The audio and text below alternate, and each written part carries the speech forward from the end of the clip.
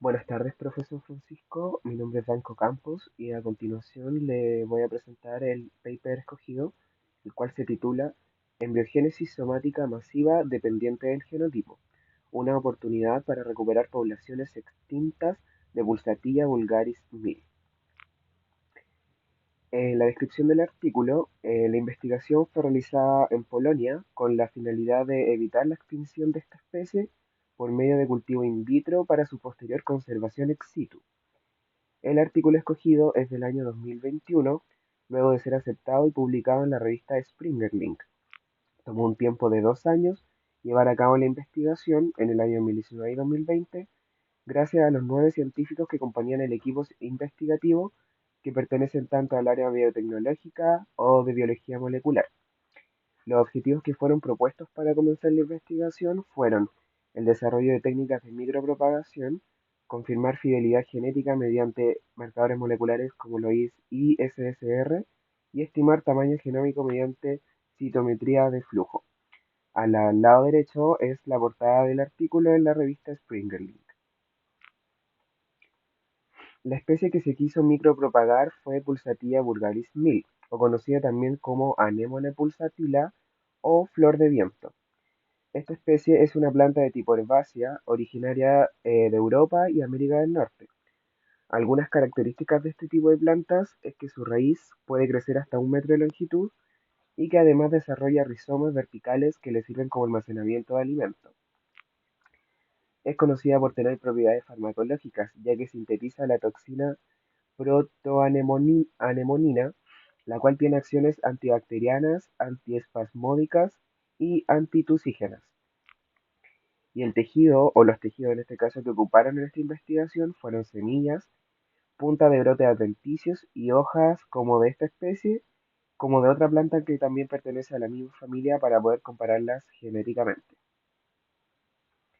Hubieron tres técnicas que resaltaron para poder concluir con esta investigación.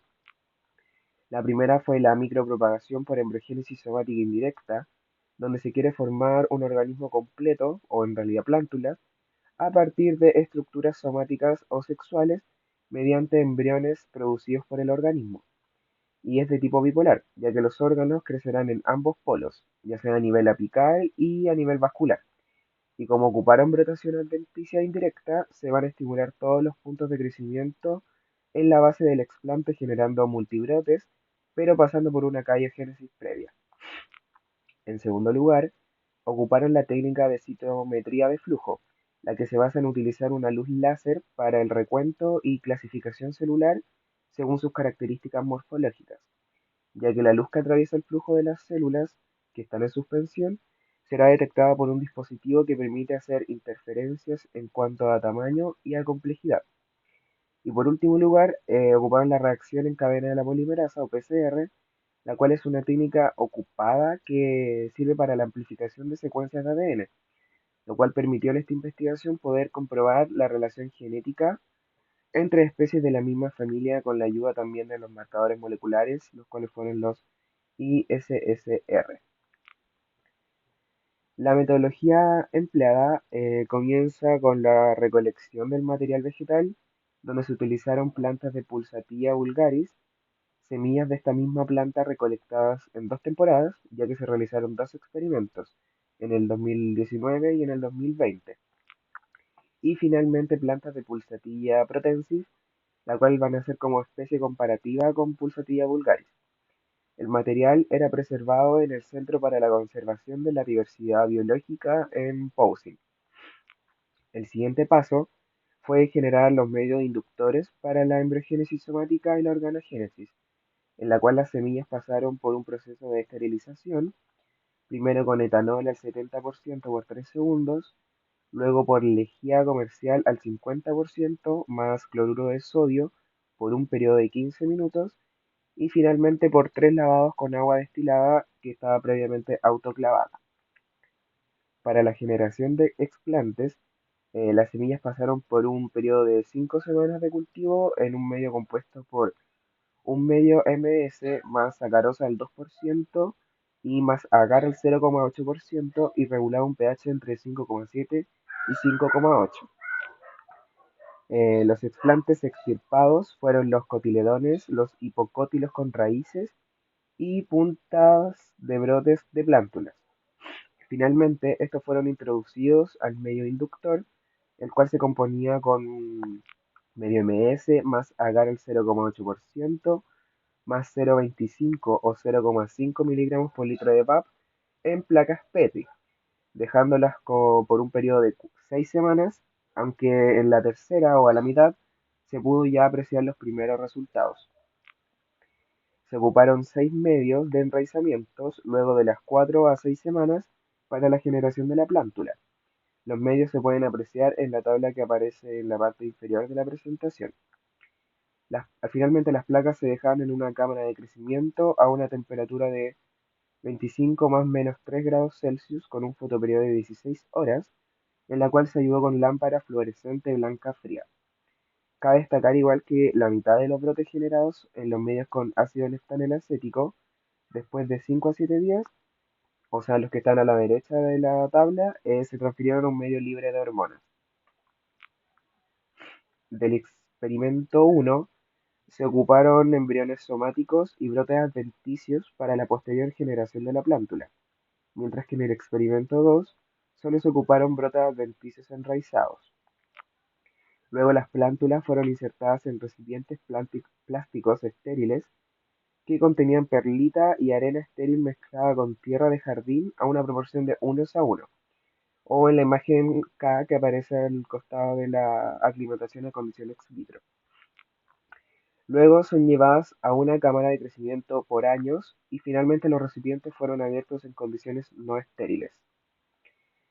El análisis histológico, fue por el método de parafina, donde los callos embriogénicos formados a partir del explante fueron fijados en ácido acético y etanol deshidratado al 96%.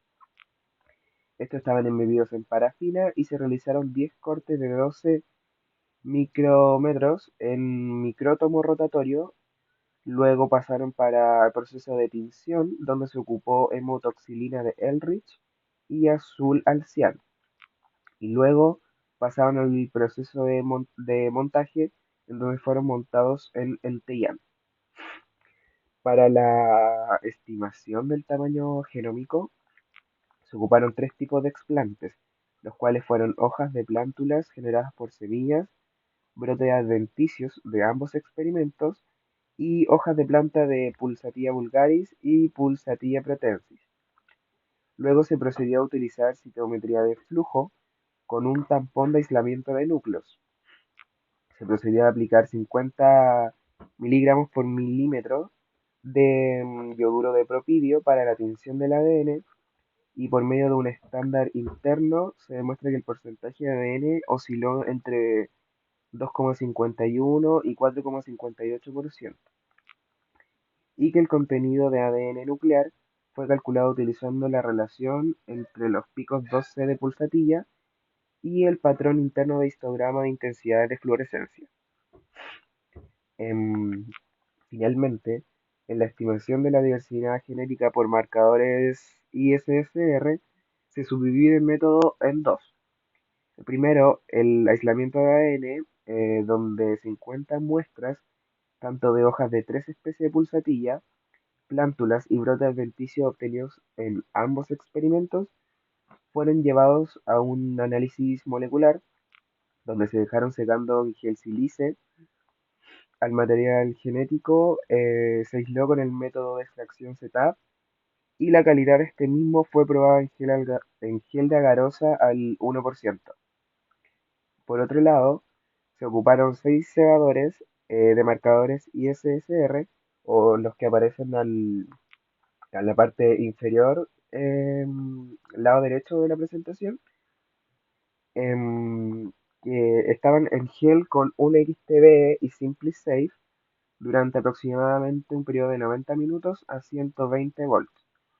Tras esto, se capturaron los patrones de bandas de 38 muestras analizadas en software Vision Works. De estas muestras, se procedió a repetir el ciclo de PCR para probar la reproducibilidad. Y finalmente se construyó la red filogenética en Split Tree versión 4.6. Cabe destacar que la evaluación de la influencia de la composición de los medios de cultivos y el análisis estadístico del tamaño genómico ambos fueron mediante ANOVA. Entonces, para concluir, la embriogénesis somática masiva y el enraizamiento de brotes adventicios eran muy dependientes del genotipo, por lo que el protocolo no fue reproducible, aunque en los puntos críticos de esta investigación servirían para estudios posteriores para poder salvar la extinción de Pulsatilla vulgaris. Para evitar nuevas variabilidades en las poblaciones, es de vital importancia confirmar la compatibilidad genética por medio de los marcadores moleculares. Asimismo, el tamaño del genoma por sí solo no se puede utilizar para identificar alteraciones cualitativas del genoma. Y también el estudio realizado destaca que hay que ser cautos al utilizar material vegetal, ya que en esta investigación no fue posible obtener material diferente porque la población extinta de la especie en Polonia. Eso fue mi presentación, profesor. Muchas gracias por su atención.